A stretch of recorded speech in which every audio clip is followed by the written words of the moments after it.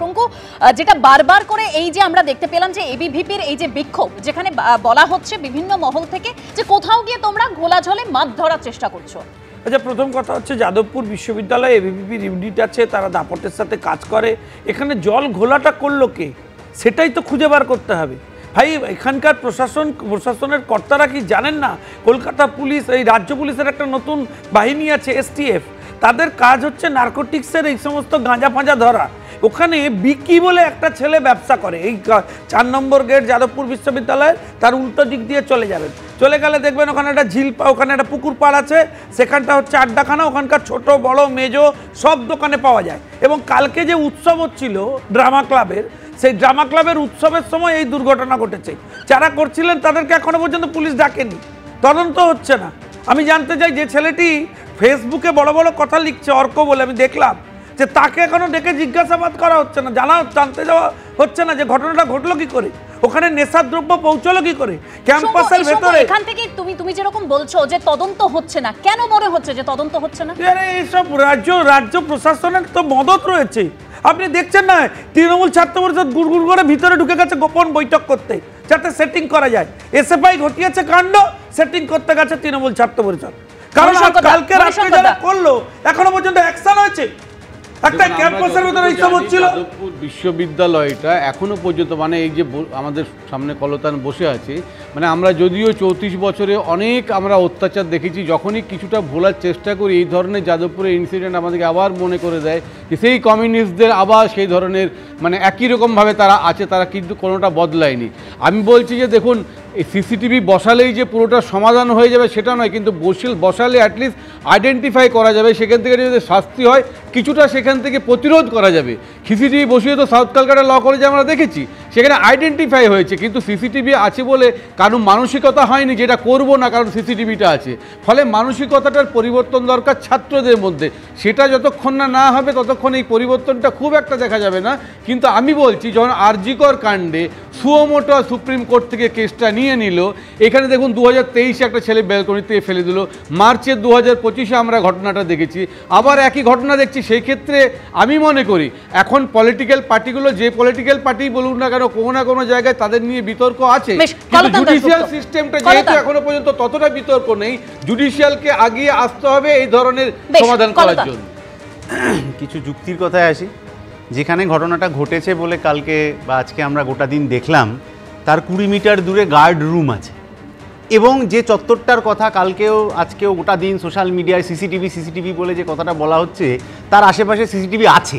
সেটা নিশ্চিতভাবে কর্তৃপক্ষ হন, পুলিশ প্রশাসনের যারা গেছেন বলে টিভিতে দেখলাম তারা গেছেন, তারা সিসিটিভি চেক করেই দেখবেন যে ঘটনাটা কি ঘটেছিল, কোথায় রহস্য ছিল, কী ছিল।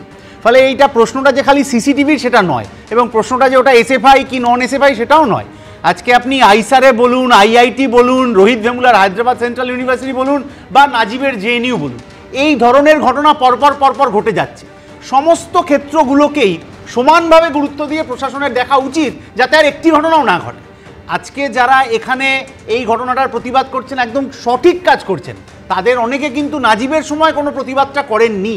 আইসারে যখন একটার পর একটা ঘটনা ঘটছে, IITতে যখন ঘটছে, তখনও প্রতিবাদ করা উচিত ছিল। এই প্রতিবাদ করতে হবে, এই গোটা ঘটনার তদন্ত করতে হবে, পুলিশ প্রশাসন যেভাবে তদন্ত করবে কোনো অসুবিধা নেই, কিন্তু এই তদন্তটা প্রতিটা জায়গায় সমানভাবে হচ্ছে কিনা, হবে কিনা গোটা দেশ জুড়ে, সেই প্রশ্নের উত্তর তো আর ছাত্র সংগঠন দেবে না। সেই প্রশ্নের উত্তর দিতে হবে প্রশাসন। বুঝতে পারো যে কারা ঘটনাটা ঘটায়, আরজি করে নাকি তোমরা ক্রেডিট নাও যে তোমরা যদি না থাকতে তাহলে বডিটা অত দাও হয়ে যেতে পারতে না। আজকে তোমরা কাকে দোষ দেবে, আজকে কাকে দোষ দেবে ঘটনাটার সাথে আজকে এই ঘটনার জন্য তোমরা কাকে দোষ দেবে? না আমি বলছি যে আমাদের দোষী দেওয়ার কথা নয়, না খুঁজে বার করবে প্রশাসন। যখন একটা ঘটনা ঘটে, না পুলিশ একদম সঠিকভাবে এইরকম যখন ঘটনা ঘটে, তখন তৃণমূলের পক্ষ থেকে বলা হয় প্রশাসন এটা বিচার করছে, দেখা যাক, তারপরে পরিষ্কার হয়ে যাবে। আজকে ঘটনা তোমরা সে কথা বলছো, তাহলে স্বপ্নদ্বীপের ঘটনা সময় আমরা বলেছিলাম ওই বিচার তো হলো না। যখন আমরা তৃণমূল যাদের বিচার করার দায়, বেশ বেশ আমি এখানে একটা কথা বলতে চাইবো, যাদবপুর বিশ্ববিদ্যালয়ে যখন আমরা দেখেছিলাম শিক্ষামন্ত্রী ব্রাত্য বসুর উপর যে হামলার ঘটনা, সেখানে যে তুলকালাম পরিস্থিতি সৃষ্টি হয়েছিল, তারপর বিশ্ববিদ্যালয়ের এক্সিকিউটিভ কাউন্সিল বৈঠকে বসে এবং যে বৈঠকে প্রধান ক্যাম্পাসের একাধিক গুরুত্বপূর্ণ জায়গায় 50টি এবং সল্টলেক ক্যাম্পাসে 20টি সিসি ক্যামেরা বসানোর প্রস্তাব গৃহীত হয় এবং তা নিয়ে ঠিক যেরকম বলছিলাম তারপরে একদম শতপ্রণোদিত মামলাও হয়েছে, জনস্বার্থ মামলাও হয়েছে হাইকোর্টে, সে তার শুনানি রয়েছে আগামী 25শে সেপ্টেম্বর। কিন্তু এই যে নিরাপত্তা বিষয়ে বারবার প্রশ্ন উঠছে যাদবপুর বিশ্ববিদ্যালয়ের বাকি পড়ুয়ারা তারা কি বলছেন? এখানে শুধুমাত্র বোতল নয়, আরও বিভিন্ন অসামাজিক জিনিসপত্র পাওয়া গেছিলো এবং আমরা বারবার সেগুলো ইউনিয়নকে কমপ্লেন করা থেকে শুরু করে dean of arts, dean of student, তাদের প্রত্যেককেই আমরা এই বিষয়ে জানিয়েছি, অবগত করিয়েছি, কিন্তু তাও তারা কোনো রকম স্টেপ নেয়নি। আজকে যখন ছাত্র মৃত্যু হচ্ছে তখন তাদের হঠাৎ করে জ্ঞানচক্ষু খুলে যাচ্ছে, কিন্তু যখন এই ক্যাম্পাসে সিসিটিভিটা বসানোর জন্য দাবি করা হয়েছিল, যে ছাত্রছাত্রীর নিরাপত্তার জন্যই করা হয়েছিল, তখন আপনার মনে আছে নিশ্চয়ই এই জাতীয় পতাকার সামনে এত বড় বড় চোখ এঁকে দেওয়া হয়েছিল যে রেড ফ্যাসিজম বলে একটা সামথিং কিছু করা হয়েছিল এবং তখন যারা ছিল তারা কিন্তু আজকেও কিছু আর কথা বলছে না যখন ছাত্রী মারা গেছে। এবং মারা গেছে এটা আরেকটা মজার ব্যাপার যে ইউনিয়ন রুমের পাশ থেকে তাদেরকে পাওয়া গেছে, ঝিলপাড়ের পাশ থেকে। পুলিশ আউটপোস্ট বসানোর একটা ব্যাপার হয়েছিল এই ব্রাত্য বসুর ওপরে অ্যাটাকটা হওয়ার পর, সেটাকে কিন্তু এরা মিলিতভাবে এটার বিরোধিতা করে। তারা বলে যে এটা নাকি পুলিশি রাষ্ট্রে পরিণত করা হচ্ছে। আমার প্রশ্ন, আমি যদি এখানে ছাত্র রাজনীতি করি এবং আমি কোনো অসামাজিক কাজ না করি, পুলিশ আউটপোস্টে কার সমস্যা? বলে বিরোধী রাজনীতি করতে দেবে না।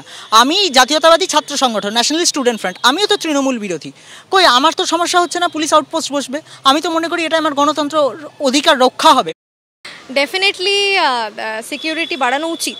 সিসিটিভি লাগিয়েছে 2 বছর আগে যে ঘটনাটা ঘটেছিল সেটা থেকে এখন মানে ডেফিনেটলি কিছুটা বাড়ানো হয়েছে, বাট তা বলেও এমন না যে এখনও পুরোপুরি সেফ। এই যে ঘটনাটা কালকে যেটা ঘটলো সেটার প্রমাণ আপনি দেখতেই পাচ্ছেন। মানে এই যে সিসিটিভি যে লাগানো হয়েছে 70-80টার মতো সিসিটিভি লাগানো হয়েছে, বাট সেটার আলটিমেট পয়েন্ট কি হচ্ছে? মানে সেই সিসিটিভি ফুটেজগুলো যাচ্ছে কার কাছে, বা সিসিটিভি ফুটেজ নিয়ে আলটিমেটলি কি হচ্ছে?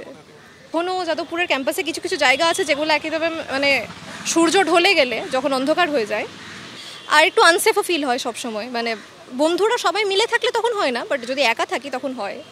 আমি এখান থেকে গদাধর বাবুর কাছে যাব। গদাধর বাবু, একটা বিষয় দেখুন, যাদবপুর ইউনিভার্সিটি 5 স্টার ইউনিভার্সিটি এবং দেশে স্টেট ইউনিভার্সিটির মধ্যে 1 নম্বরে। শুধু রাজ্য নয়, দেশের মানে মেধাবী ছেলেমেয়েরা এখানে পড়াশোনা করতে আসে এবং সেখানে দেখুন একের পর এক ঘটনা। সেই ছাত্রের মৃত্যু, ব্রাত্য বসুর গাড়ি নিয়ে একেবারে তুলকালাম পরিস্থিতি, তারপরে গতকালে ছাত্রের রহস্য মৃত্যুর ঘটনা। বারবার ঘটনা ঘটছে, বারবার সেই নিরাপত্তা নিয়ে প্রশ্ন, সেই সিসি ক্যামেরা লাগানো নিয়ে প্রশ্ন। আমরা দেখলাম যে ব্রাত্য বসুর যে ঘটনাটা ঘটলো গাড়ির, তারপরে 70টা সিসি ক্যামেরা বসানোর কথা ছিল, কিন্তু কাজের কাজ কিছু হয়েছে বলে তো এখনো খবর নেই। দেখুন, ব্রাত্য বসুর ঘটনার পরে সিসিটিভি লাগলো, তার আগেও কিন্তু একটা ছাত্রের র্যাগিংয়ে মৃত্যু হয়েছিল, আমরা জানি। সেটা নিয়ে ভীষণ তুলকালাম হয় এবং এই যে ক্যাম্পাস সিকিউরিটি নিয়ে যে কথা হচ্ছে, সেখানে 3টে জিনিস আসছে। একটা হচ্ছে, ফার্স্ট হচ্ছে সেখানে যে ম্যানেজমেন্ট, যে ক্যাম্পাস আছে ক্যাম্পাসের ম্যানেজমেন্ট তারা কী করছে, নাম্বার 1। সেকেন্ড হচ্ছে যে পড়ুয়া, অর্থাৎ যারা ওখানে পড়তে আসে। থার্ড হচ্ছে পড়ুয়া বাদেও কিছু এলিমেন্ট থাকে যারা সাপোর্টিং স্টাফ।